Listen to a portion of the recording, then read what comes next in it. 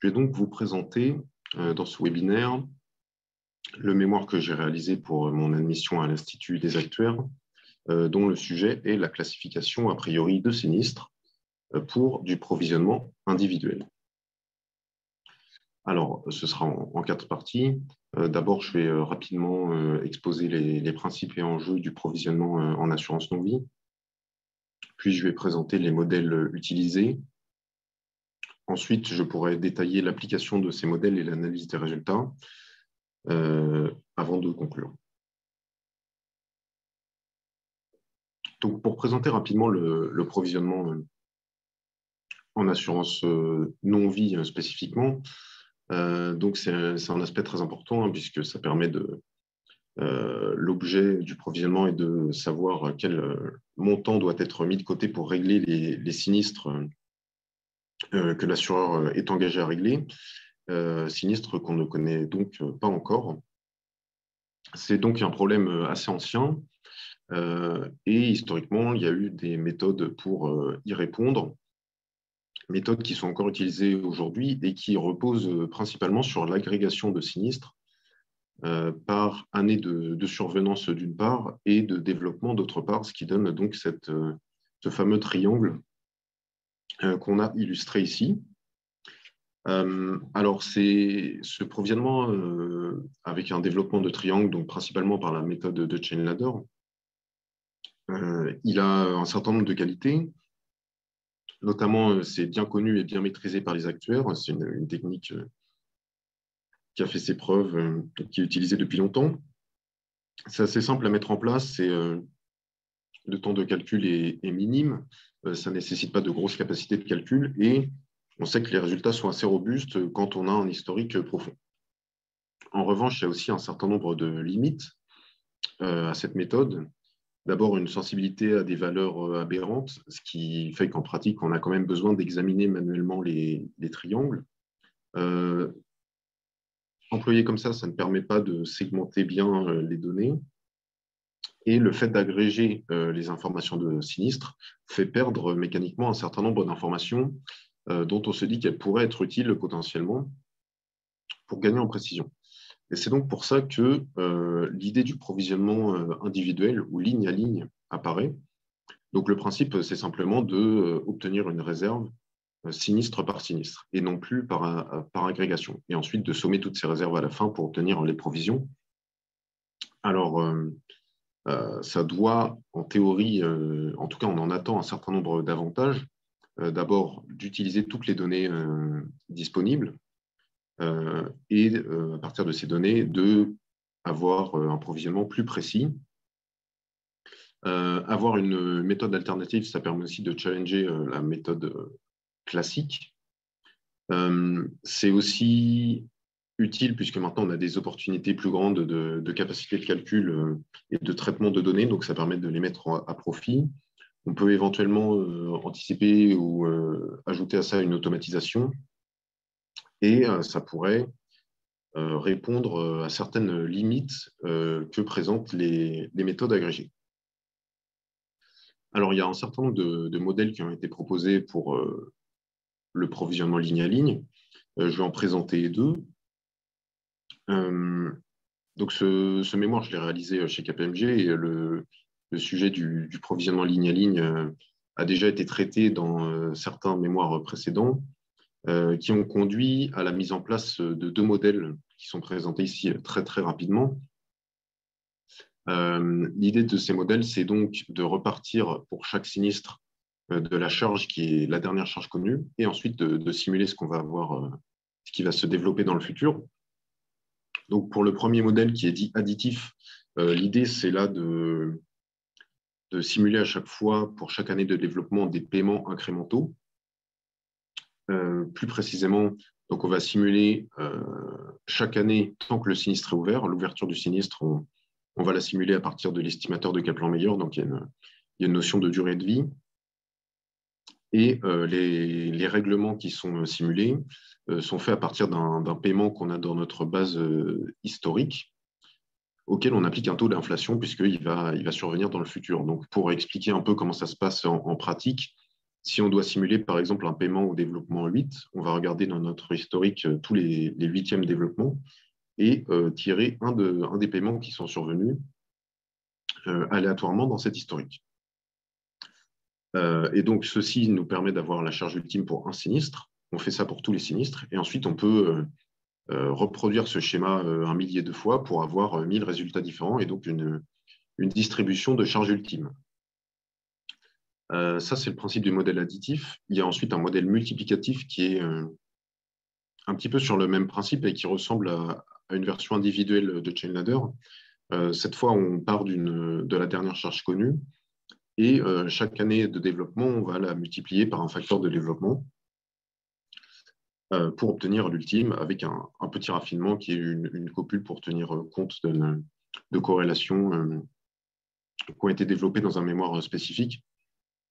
Ce qu'on peut noter avec ces deux modèles, c'est qu'ils permettent donc de simuler une charge ultime sinistre par sinistre, donc c'est bien ligne à ligne. En revanche, ils ne tiennent pas directement compte des informations qui sont disponibles pour chaque sinistre.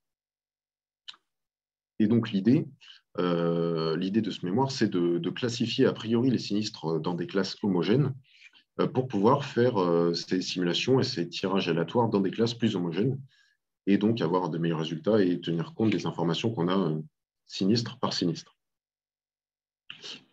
Alors pour ça, deux modèles de classification ont été utilisés. L'un est supervisé, l'autre est non supervisé. Donc pour de la classification non supervisée, on n'a pas d'a priori sur ce que sont les classes.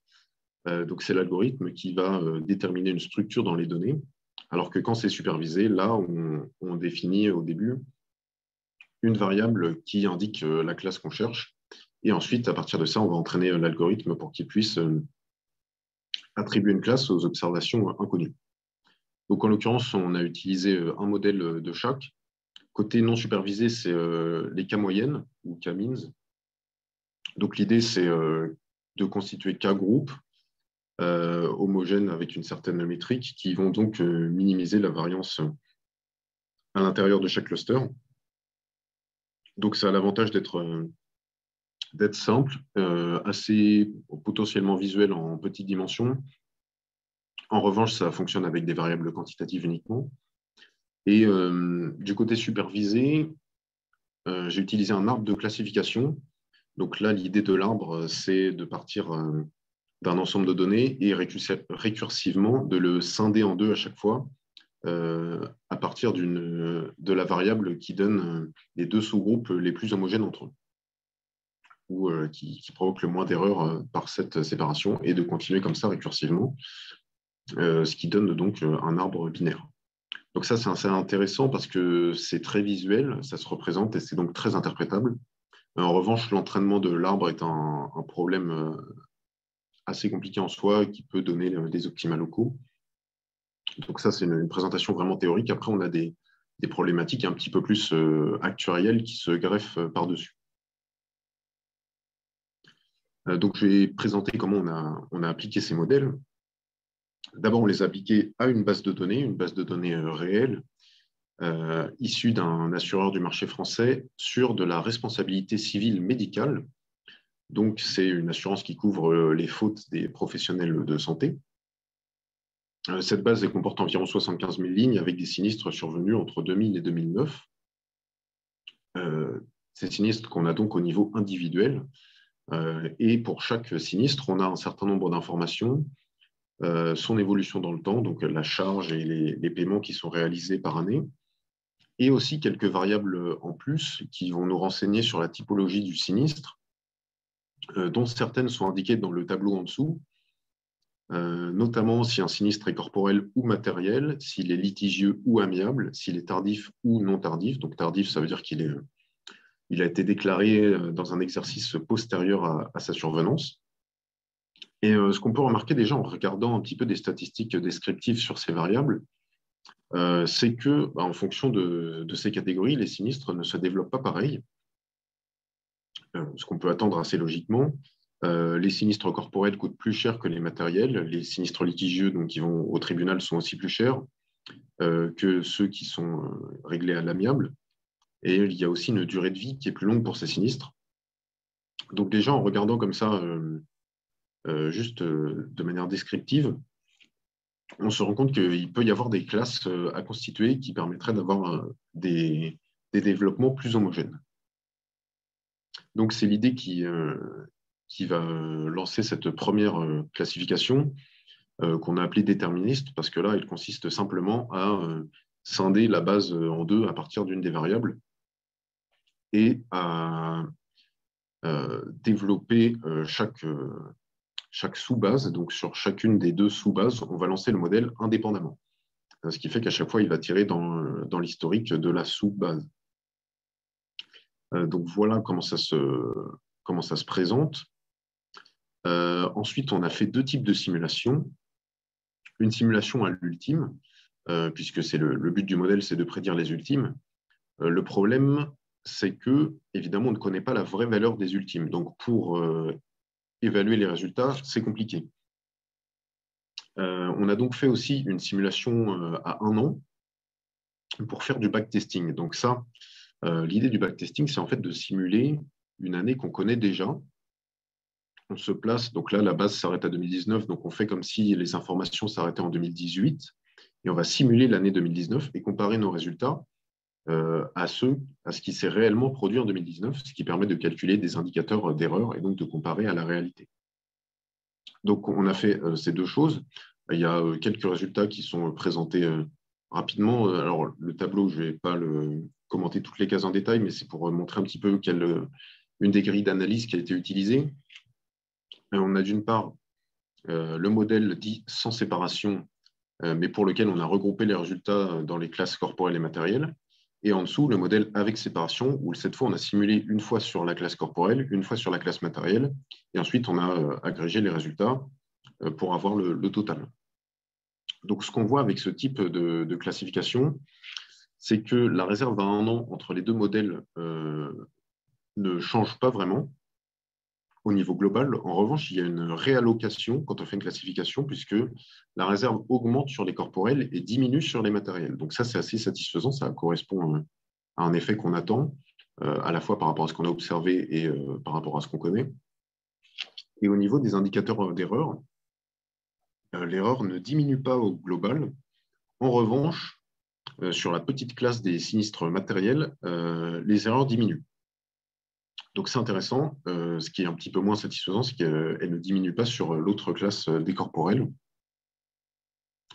Donc voilà les résultats qu'on peut présenter, une partie des résultats sur cette classification déterministe.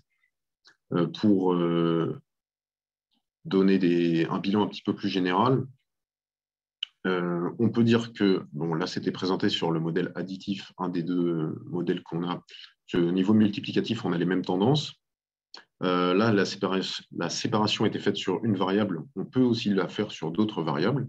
En l'occurrence, on l'a faite. On constate qu'entre litigieux et amiable, il y a aussi ça a aussi des effets notables. En revanche, d'autres variables ont un effet assez négligeable. Mais la séparation corporelle matérielle est vraiment intéressante. Alors, en l'occurrence, j'ai dit que sur la classe corporelle, la grosse classe, il n'y avait pas d'amélioration. Une idée qui vient naturellement, c'est de rescinder à nouveau cette classe en deux. Donc, c'est quelque chose qu'on peut faire, qu'on a fait en l'occurrence. Ça donne aussi des bons résultats. Mais en fait, ça pousse finalement à aller faire une classification plus automatique. Là, c'était vraiment une ligne de base pour avoir un point de comparaison sur une classification très basique. Et je souligne quand même qu'on avait pris la base de données dans son intégralité pour lancer les modèles, mais en pratique, il y a toujours une classification qui est faite pour le développement en triangle. Donc ensuite, on peut passer aux algorithmes de machine learning pour la classification. Le premier, c'est le K-means. Donc pour le mettre en place, d'abord, quelles variables on a pu utiliser, quelles variables ont servi à classifier les sinistres, les variables que j'ai déjà évoquées avant sur les catégories, donc corporel, matériel, litigieux ou amiable. Une autre variable numérique qu'on ajoute, qui est le délai de déclaration d'un sinistre, parce qu'auparavant, on avait un certain nombre de sinistres qui étaient classifiés tardifs, parce que, par exemple, ils étaient survenus en décembre et déclarés en janvier de l'année suivante. Donc, ça en faisait des tardifs sans que le délai de déclaration soit spécialement long. À la place de cette variable binaire, enfin, booléenne, on met plutôt un délai de déclaration en mois. Ça permet d'avoir plus de finesse, comme on va le voir un petit peu. Et aussi, une autre variable quantitative qui est assez intéressante, c'est la charge initiale du sinistre, qui est évaluée par le gestionnaire, puisqu'en fait, elle porte déjà une bonne évaluation du sinistre et des informations auxquelles le gestionnaire a eu accès et qui ne sont pas forcément reportées dans notre base, mais dont on ne voudrait pas se priver. Donc voilà les variables qu'on a utilisées. Et ensuite, alors K-means, c'est assez simple, il y a un seul paramètre à déterminer, c'est K, le nombre de groupes qu'on va constituer. Il y a plusieurs méthodes pour le déterminer. Une méthode qui est assez simple, c'est de lancer l'algorithme avec plusieurs valeurs de K et de regarder les résultats. Donc c'est le graphique qu'on a en bas à gauche avec la variance intracluster qui est tracée. Donc, le but, c'est de la faire diminuer. Et en général, quand on a ce genre de courbe, on choisit un coude pour la valeur qu'on va retenir. Donc, en l'occurrence, c'est plutôt la valeur de 8 qui est indiquée ici. Mais on a aussi, donc ça, c'est une méthode qui dépend du modèle. On a une méthode un peu plus agnostique qui est le carré violet là, présenté au milieu, qui est une matrice de dissimilarités ordonnées, qui va donc représenter les données de la base et les ordonnées. Et ça nous suggère 5 groupes assez gros à constituer. Alors aussi un certain nombre de petits groupes, mais évidemment, on ne va pas pouvoir constituer de classes minuscules pour notre problème. Donc ça suggère 5 groupes de ce côté-là. En pratique, alors les résultats ne sont pas détaillés ici, mais on remarque que le choix de 5 clusters produit des classes plus stables quand on modifie la base. Donc, c'est ce nombre qui a été retenu pour la suite. Alors, je commente un petit peu les classes qu'on obtient parce qu'elles sont interprétables à certains points de vue. Sans rentrer dans le tableau en détail, on a montré pour chaque cluster un certain nombre de variables, notamment la proportion de sinistres corporels, de sinistres litigieux, le délai de déclaration moyen et la charge initiale, qui s'appelle charge 0 ici. Et j'ai mis en couleur quelques valeurs qui sont intéressantes et qui en fait nous permettent de caractériser les classes qu'on obtient. Pour la première classe, la charge initiale est très élevée, donc ça nous montre que c'est une classe de grave. Pour les classes 2 et 5, c'est le délai de déclaration qui est élevé. Donc, on a un peu plus d'un an et même 65 mois, donc une classe de tardif et de très tardif. Et le cluster 3, on a cette fois 0% de corporel et quasiment aucun litigieux. Donc, le complémentaire, c'est des sinistres matériels et amiables. Et le cluster 4, c'est un petit peu le reste, en fait. Donc, ce qu'on voit ici, c'est qu'on obtient des classes qui sont assez interprétables. Donc, ça, c'est plutôt intéressant. Et donc, à partir de ces classes, on peut faire des simulations et essayer un petit peu d'évaluer les résultats qu'on obtient. Donc, ce qu'on a, c'est, en termes de résultats à l'ultime, si on compare avec un modèle sans classification, pas forcément de changement sur la plus grande classe, donc la classe 4, qui est un petit peu les autres sinistres les plus communs. En revanche, on a des améliorations sur les autres classes. Donc là, je parle à un an quand on mesure les indicateurs d'erreur. Sauf sur la classe des sinistres graves. Donc ça, c'est un point qui revient qui est revenu tout au long du travail. Les sinistres graves, on a décidé de les simuler puisque le but, c'était de faire un modèle de simulation. En pratique, ils sont plutôt traités séparément par des gestionnaires. Ça n'a pas forcément de sens de se faire une simulation sur une classe qui contient ici 55 sinistres graves. Là, typiquement, c'est des sinistres pour lesquels, quand on regarde les paiements, on peut avoir une année, un paiement de 1 million qui est réalisé. Et si notre modèle a tiré un paiement de 0 alors qu'il y a eu 1 million, bah forcément, ça fait tout de suite une erreur assez importante. Et c'est pour ça qu'on a des qu'on a des erreurs, des niveaux d'erreur très élevés sur cette classe. Donc ça, c'est à 1 an avec le backtesting. Si on regarde les simulations à l'ultime, encore une fois, on ne peut pas connaître la vraie valeur des ultimes, mais on peut regarder les tendances. Et les tendances sont plutôt conformes à ce qu'on attend, hein. Donc les sinistres, le cluster grave, il a bien des charges plus élevées. Les matériels amiables, ils ont des charges assez faibles. Donc, c'est plutôt satisfaisant au niveau de l'interprétation. Je mentionne aussi ChainLadder parce que c'est un des points d'évaluation qu'on a utilisé. C'est quand même le modèle de référence, donc on a fréquemment comparé à ChainLadder. Et là, en l'occurrence, on a pu développer des triangles, donc un triangle par classe. Ça donne des résultats assez proches de ce qu'on peut avoir sur le modèle multiplicatif, sauf sur les classes de tardifs, puisque par définition, comme ils sont tardifs, en fait, dans le triangle, il n'y a pas de valeur pour les dernières années puisqu'ils ne sont pas encore déclarés. Et donc, évidemment, vous avez des zéros dans le triangle, donc il manque beaucoup de valeur quand on les développe. Donc, si on fait ce type de classification avec des classes de tardifs, ChainLadder n'est plus utilisable. En revanche, les modèles individuels qu'on a là sont assez intéressants. Le deuxième modèle qui a été mis en place, c'est l'arbre de classification. Alors, comme j'ai dit, c'est un modèle supervisé, donc il faut pour ça choisir une variable qui définit la classe. La variable qu'on a choisie ici, c'est la charge après 1 an de développement, puisque c'est une variable qui est renseignée dans une bonne partie de la base quand même pour tous les sinistres qui se sont développés plus d'1 an. Et on a fait un découpage logarithmique donc en fonction de cette charge à 1 an pour avoir les classes. Vous avez une illustration de l'arbre en dessous. Donc, à chaque fois, suivant le critère qui est indiqué, si le critère est vrai, on part à gauche, et s'il est faux, on part à droite. Sachant que pour la détermination de l'arbre, donc il y a des problèmes classiques de machine learning de détermination de profondeur. Là, on rajoute une exigence qui est que on a cherché un arbre suffisamment profond pour que toutes les classes soient représentées, évidemment.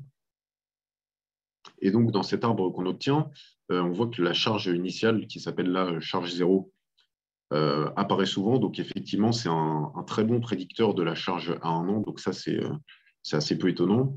Mais on voit aussi apparaître d'autres variables qu'on a mentionnées avant, donc qui s'appellent ici 4.1 pour la variable corporelle ou matérielle. Donc là, le test, c'est est-ce que c'est égal à property, donc matériel.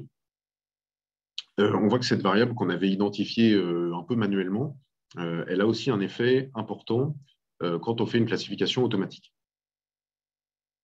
Donc voilà l'arbre qu'on obtient et les classes que ça nous donne.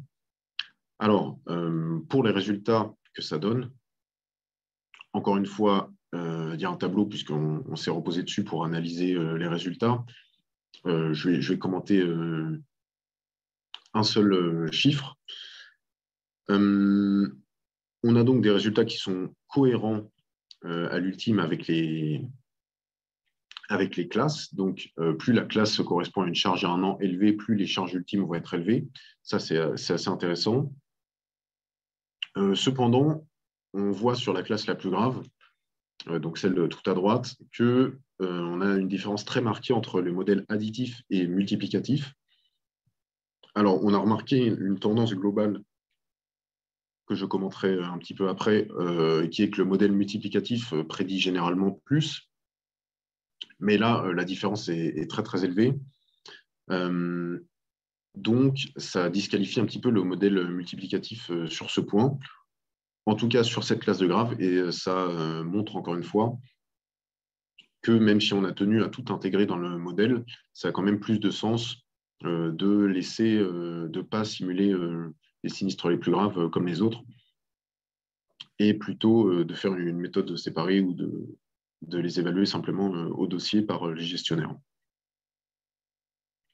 Alors, j'ai commenté pour l'instant les résultats qu'on pouvait avoir numériques des simulations. C'est effectivement un point qui est très intéressant pour évaluer nos modèles. Il y a un autre point qu'on peut regarder aussi, qui est la stabilité des modèles. C'est-à-dire, est-ce que les résultats des simulations vont changer quand on rajoute de l'information? Donc, pour regarder ça, on a mis les bases en vision 2016. On s'est arrêté au périmètre 2016 et ensuite lancé des simulations avec plusieurs niveaux d'information, donc ce qui est connu en 2016, puis en rajoutant 1 an d'information, 2 et 3 ans d'information. Et ça donne les courbes qu'on a ici. Donc, les courbes sont bien des distributions puisqu'on a fait à chaque fois 1000 simulations. On a le modèle additif d'un côté, multiplicatif de l'autre.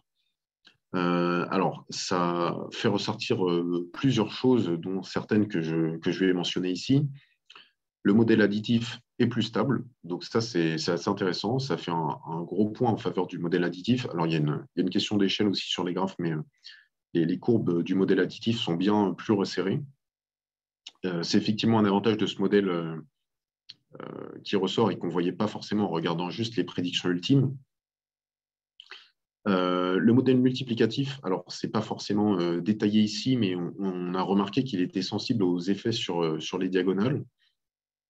Par exemple, on a en 2019 la diagonale 2019 a un développement un petit peu différent et ça a un effet très très fort sur le modèle multiplicatif. Ça, c'est quelque chose qu'on a remarqué en allant chercher au niveau vraiment individuel, puisque, bon, comme le modèle fait une simulation ligne par ligne, et ben, pour analyser les résultats, parfois, il faut aussi rentrer au niveau micro et aller regarder ligne par ligne vraiment quel coefficient a été tiré, ou plutôt quelle distribution de coefficients on a eu, quels ont été les facteurs les 10% les plus élevés. Donc, le fait d'avoir un modèle micro, ça pousse aussi. Là, tous les résultats qui sont présentés sont globaux, mais il y a aussi eu une certaine quantité d'analyse micro et de rentrer vraiment sinistre par sinistre pour voir ce qui se passait. Ça a permis aussi de détecter donc, cette analyse micro et ce qu'on voit par les courbes, que le modèle multiplicatif est moins sensible que Chainladder, qui pourtant lui ressemble un petit peu, moins sensible aux coefficients en fin de triangle, parce que sur Chainladder, quand vous avez un coefficient au bout du triangle, ça affecte toutes les lignes qui sont en dessous, alors que sur le modèle multiplicatif individuel, quand vous avez un coefficient en fin de développement, en fait, ça va affecter seulement les sinistres qui sont encore ouverts à cette date-là. Donc assez peu, puisque c'est un développement long. Et donc, à ce niveau-là, ça fait que le modèle multiplicatif est moins sensible à des coefficients un peu aberrants qu'on aurait en fin de développement, donc c'est plutôt un bon effet. En revanche, même avec ces analyses micro, alors qu'on ne peut pas faire au niveau complètement global pour toutes les simulations, à chaque fois, il faut viser un petit peu des périmètres. Il y a certains effets, donc, notamment de non-stabilité, qu'on voit ici et qui ne sont pas vraiment expliqués. Et cette analyse, elle a été menée avec et sans classification. Là, le résultat qui est présenté, il est avec une classification par Kamins avant. Mais le fait de faire une classification, en fait, n'améliore pas la stabilité des modèles. Donc, bon, c'est un point qu'on aurait pu envisager éventuellement. En l'occurrence, ce n'est pas le cas. Donc, on voit que la classification a des effets sur les valeurs prédites, mais pas sur la stabilité en fonction de la quantité d'informations. Alors, on a ici un petit tableau bilan qui présente des résultats pour un certain nombre de modèles. En fait, presque tous les modèles qui ont été lancés, donc additif, multiplicatif et avec ou sans les différentes classifications. Pour présenter ces résultats, donc on a présenté les résultats au total et agrégés selon la catégorie corporelle matérielle qui est assez compréhensible et qu'on peut en fait reconstituer comme on veut, puisqu'à chaque fois, même si on a fait d'autres classes avec Kamins, etc., comme on a des résultats ligne par ligne, on peut toujours réagréger comme on veut. C'est pour ça que ça permet d'avoir ces deux colonnes corporelles matérielles. Alors, sans détailler les chiffres, il y a un certain nombre de tendances qui ressortent ici. D'abord, les modèles additifs sont tous en prédiction ultime en dessous des modèles multiplicatifs. Ça, c'est un point qui a deux explications, en fait. Les modèles additifs fonctionnent avec les règlements, alors que les multiplicatifs ont fonctionné sur les charges. Et comme on a une branche assez particulière, la RC médicale, c'est une branche longue, on a un historique qui n'est pas très long. Donc, le fait d'utiliser des paiements, ça risque d'être un peu court en termes de développement. Et donc, à ce niveau-là, les charges sont. Les charges, c'est ce qui est utilisé en pratique pour ce genre de branche. Et les charges, effectivement, donnent une meilleure vision de l'ultime, puisqu'il y a déjà une estimation qui est incorporée dans la charge, ce qui n'est pas le cas du paiement. Donc, quand l'historique est un peu court, on peut supposer que les paiements vont donner des valeurs inférieures. Cependant, pour mettre ça à l'épreuve, on a quand même fait un modèle additif adapté pour fonctionner avec les charges. Et on voit que les ultimes prédits tombent entre les additifs paiements et les multiplicatifs. Donc, ça montre que cette distinction entre les deux modèles, en fait, elle ne vient pas uniquement du fait d'utiliser les paiements ou les charges, mais ça vient aussi vraiment du fonctionnement du modèle. Ensuite, un modèle étant fixé additif ou multiplicatif, le fait d'ajouter une classification, ça a tendance à faire monter les ultimes au niveau global. Donc, c'est plutôt intéressant sur l'additif, puisqu'il était un peu en dessous de ce qu'on pouvait attendre, par exemple, en faisant du chain ladder. Mais oui, donc ça fait monter un petit peu les ultimes. Et ce qui est assez intéressant aussi, quand on réagrège, par exemple, en corporel matériel, les sinistres qu'on avait classifiés par des algorithmes, c'est qu'on voit qu'on a bien cet effet que les corporels coûtent plus cher, même si, par exemple, avec un arbre ou avec Camins d'ailleurs, on n'avait pas une classe qui était explicitement une classe de corporel. Là, même en réagrégeant, on a bien l'effet attendu, qui est que les charges sont plus élevées sur les corporels et moins élevées sur les matériels. Donc ça, c'est plutôt intéressant, le fait de pouvoir réagréger et de retrouver des interprétations comme ça. Pour des besoins de comparaison, on a toujours comparé, alors je ne l'ai pas évoqué à chaque fois, mais au modèle de référence ChainLadder, donc un ChainLadder vraiment naïf, sans retraitement de coefficients, sans facteur de queue, pour voir un petit peu ce que ça donnait. Donc on l'a fait sur les charges ou sur la base complète. Ça donne un résultat entre... non, pardon, on l'a fait soit sur un triangle corporel matériel, soit sur la base complète. On a les deux qui sont présentés ici. Ça donne un résultat entre l'additif et le multiplicatif. Donc, c'est plutôt intéressant pour nous. Nos modèles ne sont pas vraiment loin de ce qu'on a avec ChainLadder, mais on a encore le fait que l'additif est en dessous et le multiplicatif est au-dessus. Et enfin, pour comparer, on a demandé à des actuaires de provisionner, de développer ces triangles, sans donner spécialement d'informations, juste la base de données pour voir un petit peu les résultats qu'on obtiendrait. Alors, on a eu un intervalle assez large parce qu'on n'avait pas donné spécialement d'informations ou de consignes, mais ça a été aussi l'occasion d'échanger sur les points de vue de chacun. Et donc, cet intervalle, il contient les résultats de nos modèles, ou plutôt nos modèles tombent dans cet intervalle. Donc, c'est assez satisfaisant, mais d'un autre côté, ça ne permet pas d'exclure franchement certains modèles qu'on a eus. Donc, avec ce tableau, on couvre un certain nombre de points. Ça permet de tirer quelques points en conclusion. Alors, l'idée principale, c'était quand même d'adjoindre au modèle dont on disposait déjà une classification. Donc, ça s'est fait et on voit que ça a des résultats assez marqués. Ça permet effectivement de remplir un des objectifs du provisionnement individuel qui est d'utiliser les informations disponibles sur les sinistres, d'utiliser plus d'informations que ce qu'on utilisait auparavant. On a un effet qui se distingue bien sur les charges ultimes, qui est en l'occurrence plutôt un effet à la hausse. En revanche, on a essayé plusieurs types de classifications et on se rend compte que l'impact de choisir une classification est en fait plus faible que le choix d'un modèle additif ou multiplicatif.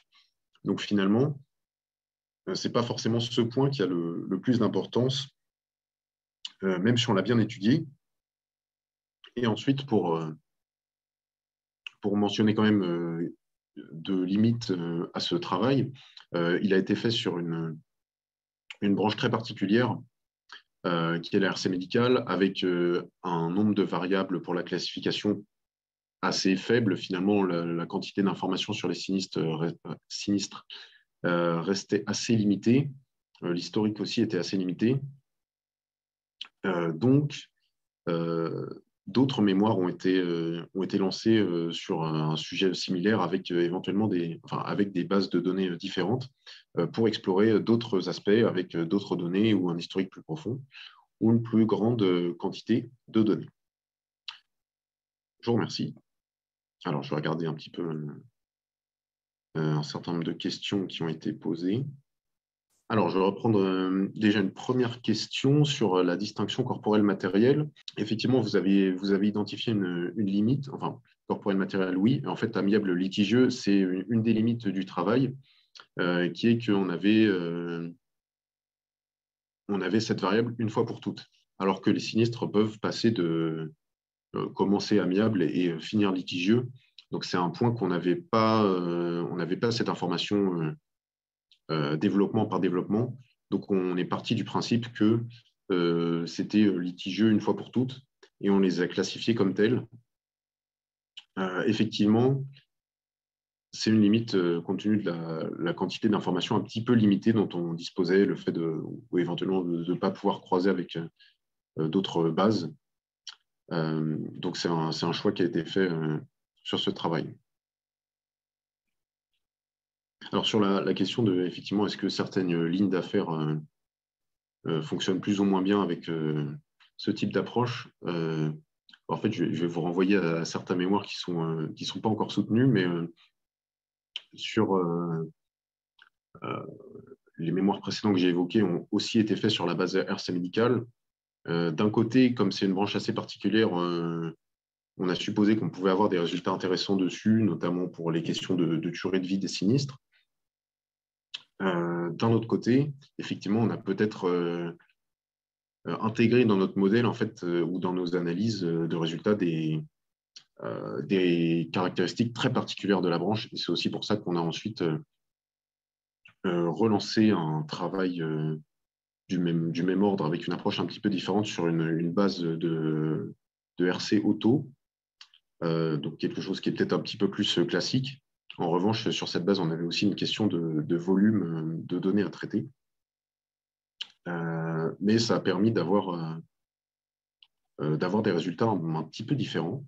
Alors, bon, c'est difficile de savoir si c'est mieux ou moins bien pour comparer les approches. Mais en tout cas, on a essayé sur d'autres lignes de business et les résultats devraient être présentés bientôt.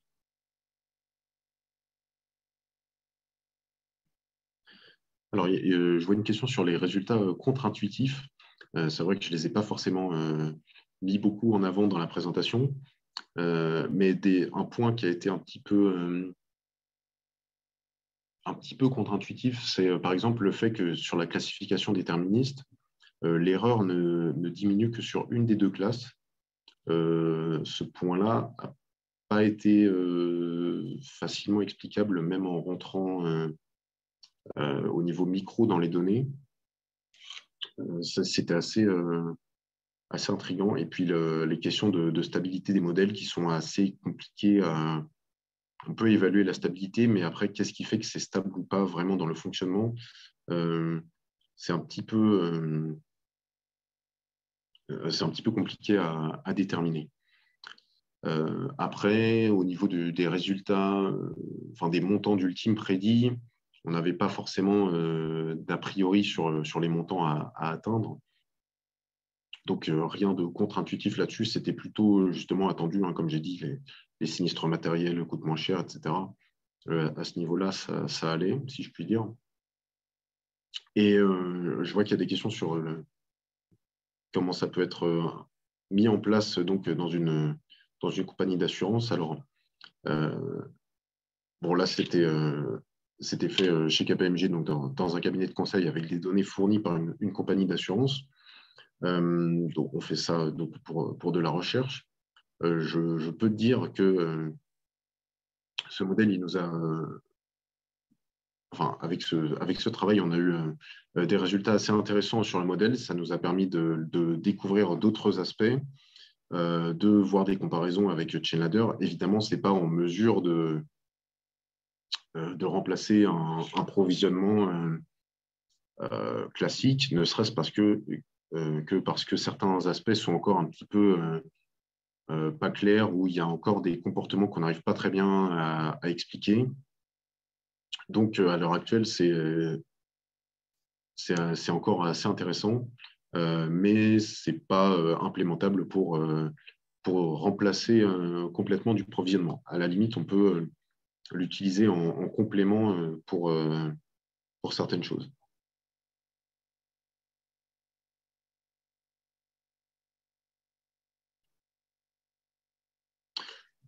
Alors, oui, je vois une question sur pourquoi on a entraîné l'arbre sur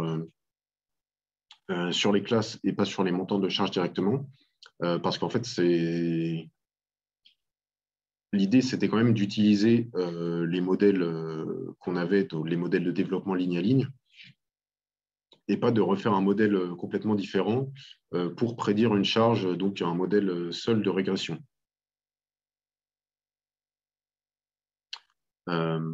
Et ce qui est aussi une approche qui a été adoptée par certains travaux sur le provisionnement ligne à ligne. Hein, mais ici, l'idée, c'était bien de constituer des classes, donc on s'est limité à la classification, d'autant que on n'avait pas, je pense, vraiment assez de variables pour faire directement un modèle de régression. Oui, il y a une question sur les apports de Chainladder et les résultats qui restent satisfaisants. Enfin, sur les apports par rapport à Chainladder, pardon. Effectivement, on considère que Chainladder est satisfaisant, bon, même si en pratique, c'est toujours un peu difficile de savoir si nos prédictions ultimes sont bonnes ou pas. En tout cas, on s'en satisfait. Là, le Chainladder qu'on a utilisé, ça restait du très naïf. Évidemment, en pratique, il y a toujours des questions de connaissance du portefeuille, de retraitement de certains coefficients, d'événements certaines années, d'attente de S sur P qu'on peut ajuster pour les dernières années. Donc, ces modèles, idéalement, auraient visé à s'affranchir de ce genre de choses. Mais effectivement, comme vous dites, ça ne remplace pas Chainladder. Ça peut en revanche fournir une connaissance plus fine du portefeuille, éventuellement identifier des classes de sinistres qui ne seraient pas identifiées simplement par corporel matériel ou grave attritionnel. Donc, ça permettrait d'avoir un peu plus de finesse dans la connaissance du portefeuille. Mais pour l'instant, ça suggère plutôt des choses, puisque, encore une fois, on a des points qui restent à éclaircir ou à affirmer sur le fonctionnement du modèle. Alors, il y a une question sur l'assurance emprunteur et le fait d'utiliser en incapacité. Ce type la manière dont on a développé les sinistres est intimement liée, je dirais, aux branches qui se développent avec des triangles, entre guillemets. Donc, quand c'est de l'emprunteur avec plutôt des tables de mortalité, des lois de passage, je pense que ça demanderait un modèle différent. Alors après, on peut toujours faire des provisions complémentaires en emprunteur avec des triangles. Mais ce type de développement, le type de développement de sinistre qui a été fait, c'est vraiment lié au développement sous forme de triangle et pas à des choses qui sont provisionnées avec des tables de passage, pour moi. Ah oui, et effectivement, il y avait une question sur les forfaits d'ouverture, puisque souvent les gestionnaires ont des consignes de forfait pour ouvrir des sinistres à un certain montant. En l'occurrence, on n'avait pas accès à ces informations, puisqu'on avait juste la base de données. Donc, on ne les a pas spécialement retraitées, mais une manière d'en tenir compte, c'est par exemple d'utiliser la charge initiale dans les modèles de classification. En fait, l'idée de l'utilisation de la charge initiale, c'était bien de capter de manière un petit peu indirecte les informations dont le gestionnaire avait connaissance et qui lui ont permis de choisir son forfait d'ouverture.